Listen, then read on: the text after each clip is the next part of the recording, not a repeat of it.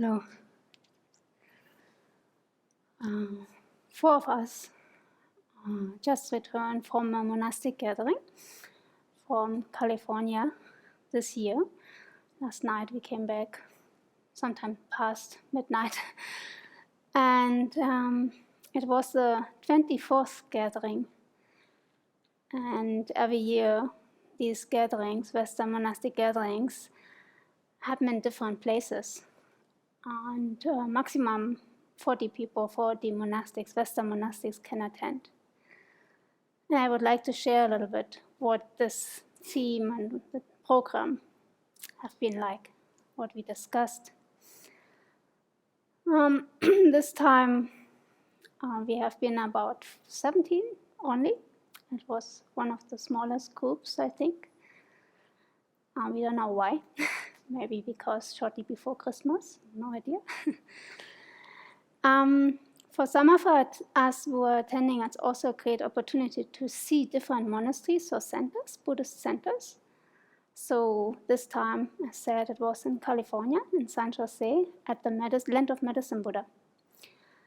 And so we landed in San Jose, and we drove about an hour to the Land of Medicine Buddha. It's very difficult to reach. There's not really a good public transportation. And so we drove, and you could see on both sides these valleys filled with magnificent trees of redwoods and eucalyptus trees and all kinds of different trees. And then it was a little bit like these Chinese paintings with these mountains and then the rolling clouds coming in and permeating the valleys and the trees with moisture. Just beautiful. And then sometimes the sky lighted up and then sun rays came through. So that was our welcoming. And Venerable Träumer from Arkansas, she is a nun from the Nyingma tradition. She took on to organize this conference. She was attending last year. She attended last year, and that was her first time, and she was so happy what she experienced that she took it on, so even having no experiences. And Land of Medicine Buddha volunteered to host us, what was very, very kind and generous. So 7 monastics from the Western tradition, about 2 nuns from the Theravada tradition, 2 from the Zen tradition. There was 1 monk from Gambo Abbey, and the rest nuns from the Tibetan tradition, different Tibetan traditions. There were not so many seniors this time. There was 1 monk who trained under Reverend Master Chiyu Kenneth at Chester Abbey for 18 years and who's now leading a temple in Berkeley. He, I don't know how many years, but something between 30 and 40. But he trained for 18 years in Shasta. And then several nuns were shamaneris who were ordained in the 70s, 80s, and 90s. So they had to share a lot too, even though they are not official teachers, some of them. So on the first day, we gathered. Actually, on the day when we arrived, we gathered and we have been welcomed by the director and administrator.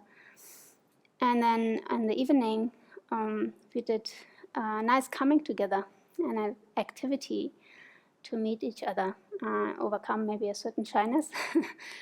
And so the organizer, Venerable Träumer, thought that it would be nice to do something that is beneficial, but also something we can learn and connect. So what we did some origamis. We learned how to make these grains. It's a symbol for peace.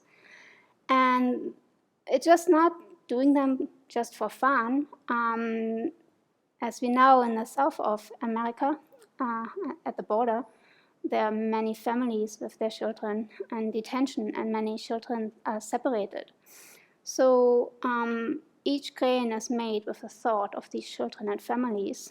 And then the goal is to make over 125,000 of those grains, symbol of peace, and to deliver them at a march next year. That march is intended to bring awareness to that topic and demonstrate against this kind of action. So we did that, and that was wonderful to sit together and connect and learn from each other. Then the next day, we started with an early morning meditation. So even though all of us have different practices, we just sat in silence for an hour in the Gompa, in the meditation hall there. That was wonderful, just to sit together and being in harmony and start the day this way.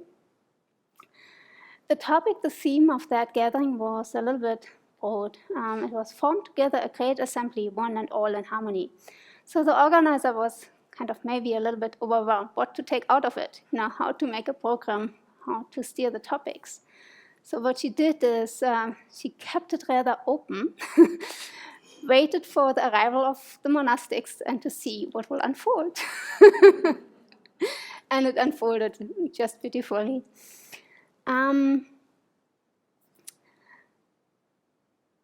So in the morning, in the second session, so to say, one monk from Gambo Abbey, he gave a talk on how he or Gambo Abbey is working with current events, such as how to relate to your teacher in the face of abuse, and so especially towards female students. And he shared what he or what they are doing, and then also he received support from monastics who are present, because that is quite a difficult, challenging topic that can't be explored or mastered alone. In the afternoon session, Van Malkinre who trained at Chester Abbey, he shared about his training in community, how it was as a young monk there when they established everything and built up everything, the infrastructure to start with, and how they worked with challenges and joy. And it was inspiring to learn about the old times, so to say, how it all started, and to see him now, this joyful being who has a lot of knowledge and wisdom and energy to share with everybody who's there. And what he emphasized, that everything we experience is a field of practice. And he spoke about the importance of having gratitude as practice as well. So we spoke about this during the gathering a little bit. Then on the third day, every morning we met for meditation, and then it was Posada Day. And so we thought the day before, how can we organize it? Because everybody was at different levels, different traditions, but we still wanted to come together. And so we had developed together, very spontaneously, kind of a program for that day.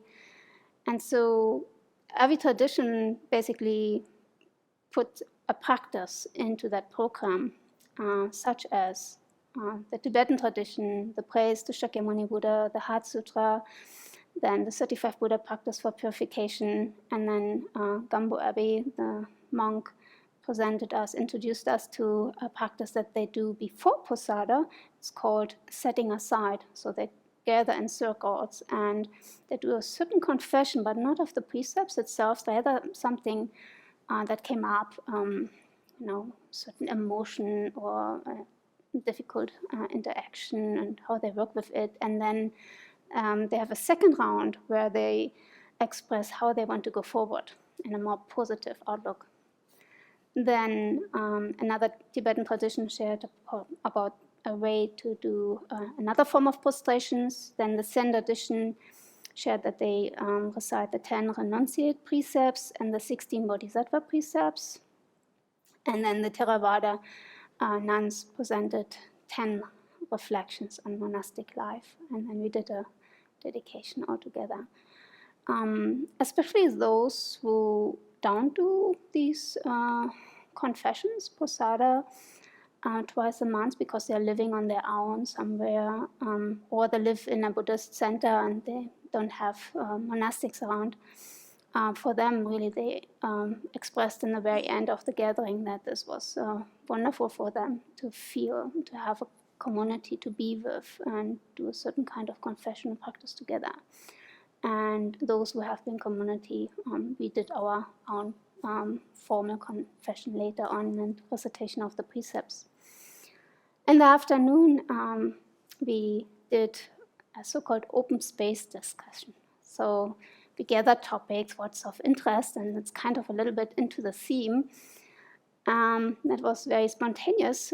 One topic was Buddhism in modern North America, where we explored a little bit how to distinguish Buddhism and culture, because that's very difficult to master sometimes. And then the other discussion was being in balance with meditation in the context of being of service. So how to balance these two, like practice and being of service. And the different tradition presented, and I can't recall every reply, but what I got out of it is basically the Tibetans especially emphasized that it's important to be not reactive to whatever occurrence is there, to learn to have compassion.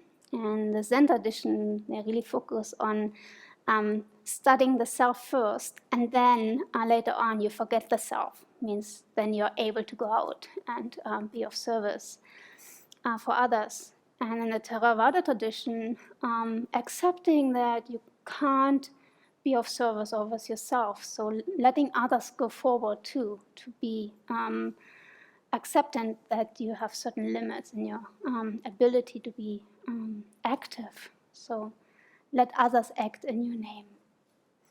Then on the fourth day is another open space discussion on the value of community for personal growth and how to create harmony in a community. And here we focused, that was actually a very hot discussion in the end, and may have been good to have that as a theme in itself. We focused on the discussion of forgiveness among each other, on how to set certain boundaries, but not boundaries meant as like brick stones around yourself or the community, rather like something like a membrane where you can filter what you can bear and what not, what you can do right now, what not. One nun said that boundaries are limits we have. So then we also spoke openly about certain difficulties when there's not harmony in the Sangha. There are some nuns who experience that, and so we listened to them, what they experience, and some of us who live in community shared a bit what kind of tools we apply when there's disharmony and how to go forward. Yeah, so that's more or less what we did. Many more details, of course. The theme for next year is, so I encourage those who haven't been at the gatherings yet, and the Abbey nuns be a monk, be always straight, so next year it might be one of you. The theme is carrying the light forward, transforming challenges with joy and courage. So focusing on training new monastics, especially within the structure of monastic gatherings, that this will continue. And that within a world that is challenging too, so how to work with within challenging times. And the host will be Deer Park in Escondido in California. It's a Vietnamese temple. Yeah, Fazit, after all, I found that we have met our theme, formed together a great assembly, one and all in harmony. We spent 4 to 5 days together. There was no conflict. We practiced together. We listened to each other. We encouraged, supported each other. And it was a gathering filled with joy, with opportunities, and we have been filled with gratitude for each other, for the host and previous gatherings and previous hosts. And so I think we have made the theme to our own in that regard, and have seen that harmony is possible.